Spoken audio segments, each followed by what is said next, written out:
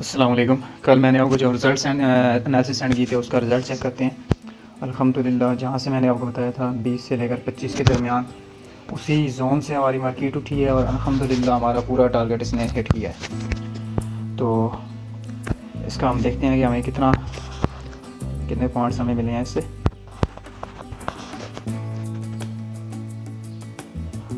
अल्हम्दुलिल्लाह 1200 plus point हमें मिले हैं।